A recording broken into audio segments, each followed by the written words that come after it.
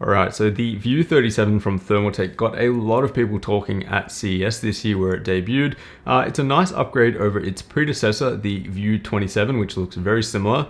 There's a lot of features that you can get excited about in regards to this case, but there's also a few things which I think they could have improved on. Before we get into the details though, the View 37 comes in two main options. The standard edition for $109 with two blue ring LED fans, one configured as exhaust and one configured as intakes, both 140mm, and the RGB edition for $169 with three 140mm RGB ring fans included. Now this is where it gets a little bit interesting because the View 37 is compatible with two 200mm fans configured as intakes in the front, and I believe this should have been offered as a third option out of the box. But at this point, it does look like it's going to be an upgrade option that you're going to have to make yourself, and we will be testing airflow later to see whether that upgrade is worth it. Now, the most iconic feature of the View 37 is that gold wing side panel that also wraps around to cover the top as well. It's not tempered glass, unfortunately, which I think would have been pretty cool, but also would have been quite expensive, and despite it being acrylic, it does get the job done quite well. Of course though, with acrylic, dust will stick to it like an absolute magnet no matter what you do, and it seems like accumulating scratches on the panel are pretty much inevitable as well.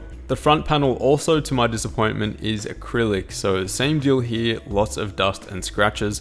I really wanted this one to be tempered glass. On the plus side though, the front panel is tinted, which does help diffuse some of that lighting, and the perimeters on the side panel are blacked out, so this does slightly offset the use of the cheaper material. By the way, the panel locks in with two main screws behind the case, one on each corner, and we also get this bracket here which I guess acts as a little bit of protection, but I think the panel looks a lot cleaner with it uninstalled, so I just decided to leave it off for the rest of the review. Now, with cases like the Eclipse P300 from Phanteks offering a power supply shroud at just $59, it's hard not to be disappointed when there isn't one included here, especially when the View 27 did have one. I think I speak for the majority of people when I say that power supplies are not something that should just be left in plain sight, especially if you're using stock cables, and builds overall just look a lot cleaner without the bulk of those cables being visible.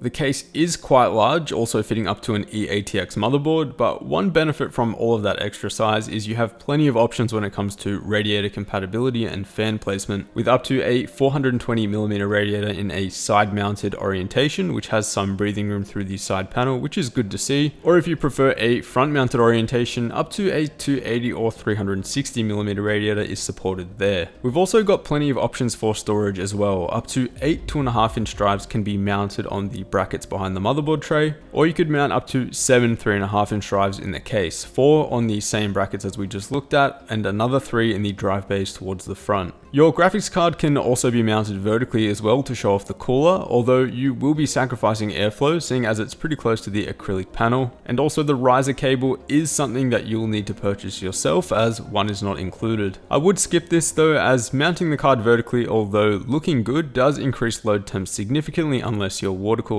Now, one thing I will give Thermaltake a massive thumbs up on is just how easy it is to set up the RGB fans in this case. I've mentioned in a couple previous videos that their software integration is a little bit glitchy for AMD systems, and this was a bit frustrating to get working on my water-cooled Core P90 build, but here everything is made nice and easy. A hub is included, which you can connect 3 fans to, and from there all you need is SATA power and a 4-pin fan header. Now you can easily change colors, effects, and switch between 2 different fan modes on the module itself, or you can link it up with the included panel that can be installed in an expansion slot, which gives you access to the same options. The controller is also compatible with ASUS, MSI, and Gigabyte RGB lighting software if you have the appropriate motherboard and adapter. I'd love to see this implementation of controlling RGB lighting moving forward as well for the rest of Thermaltake's cases. I think it's a huge attraction to consumers who just want quick and easy lighting controls without worrying about software or component compatibility, and it's going to give at least 90% of users the colors and effects that they're after.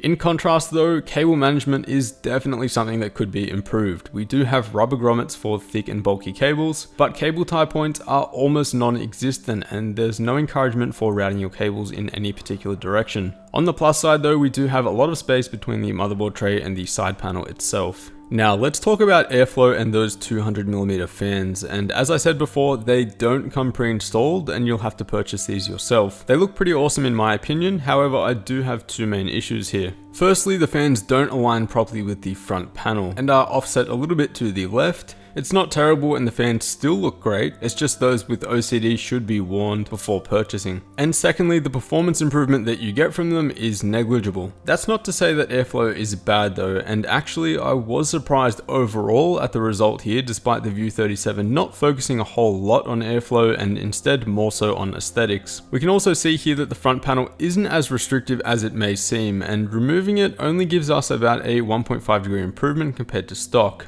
On the note of GPU temps, we see that the GTX 1060 is sitting at a very reasonable temperature of 65.1 degrees C with the case out of the box, and removing the front panel gives us about a 2.5 degree improvement, further showing us that airflow isn't as bad as it may seem. And for the GPU, we actually get a slight increase in temperature when we're using the 200mm fans of about 1.5 degrees C for whatever reason.